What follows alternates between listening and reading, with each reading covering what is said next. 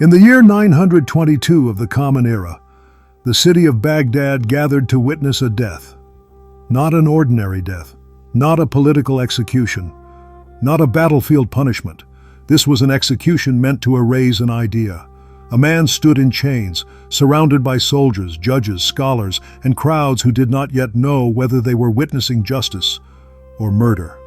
His name was Mansur ibn Hussein al-Hallaj, and his crime was a sentence, 3 words. Ana al-Haqq, I am the truth. To some, this sentence was blasphemy. To others, it was madness. To a few, it was the purest expression of love ever spoken by a human tongue. But to the state, it was something far more dangerous. It was uncontrollable.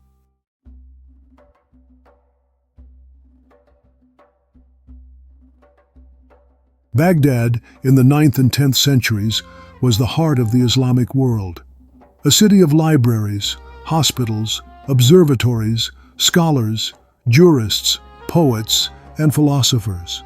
The jewel of the Abbasid Caliphate. But beneath its brilliance lived fear. Faith was not only spiritual, it was political. To interpret God was to hold authority. To define orthodoxy was to define loyalty. And deviation, even poetic deviation, could become treason. The state feared chaos. The scholars feared confusion. The masses feared hellfire. And into this fragile balance stepped a mystic who spoke of God not as a lawgiver, but as a lover.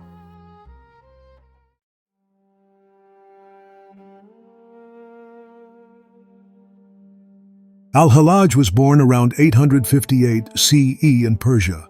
As a child, he memorized the Quran. As a youth, he turned away from comfort. As a young man, he embraced asceticism. He fasted excessively. He prayed until exhaustion. He wept until his body shook. But unlike many Sufis, Al-Hallaj was not satisfied with inner peace. He wanted certainty, not belief, not tradition, not inherited faith. He wanted direct encounter. He studied under respected teachers, but even they found him unsettling. He asked too many questions. He felt too deeply. He refused to be silent.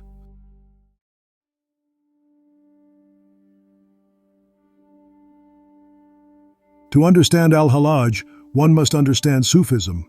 Sufism is not a separate religion. It is the inner path of Islam, where law asks, what should I do? Sufism asks, who am I when all masks fall away? Sufis speak in metaphors because literal language fails.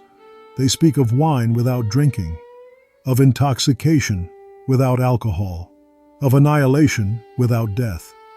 The central concept is fana, the annihilation of the ego, the moment when I dissolves, and when the I disappears, who remains?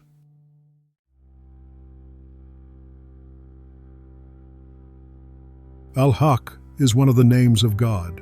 So when Al-Hallaj said, I am the truth, the legal mind heard, I am God. But the mystical mind heard something else entirely. Imagine a candle burning until there is no wax left.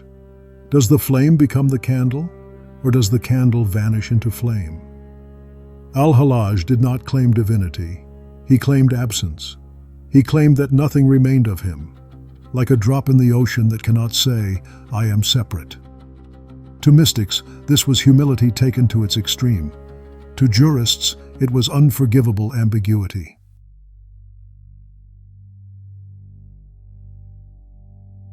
Most mystics hide their ecstasy.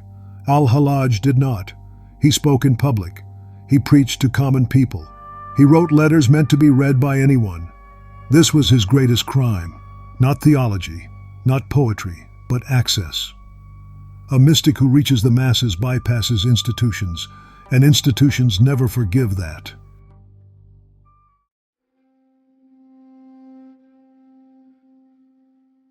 Al-Hallaj was arrested. He spent nearly 11 years in prison. During this time he wrote, he prayed, he prepared for death. He was offered chances to recant. He refused. Not because he was stubborn, but because recanting would mean lying about what he had experienced. And truth to him was more sacred than life.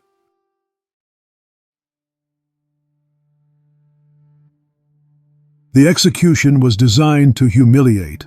He was whipped, mutilated, crucified, beheaded, burned. As his body was destroyed, witnesses say he smiled, not because he sought death, but because death could not touch what he had already surrendered.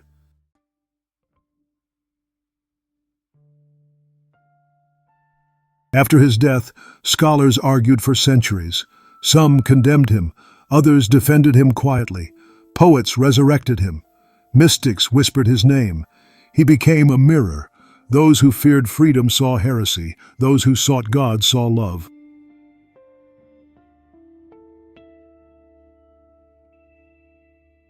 Was Al-Hallaj wrong?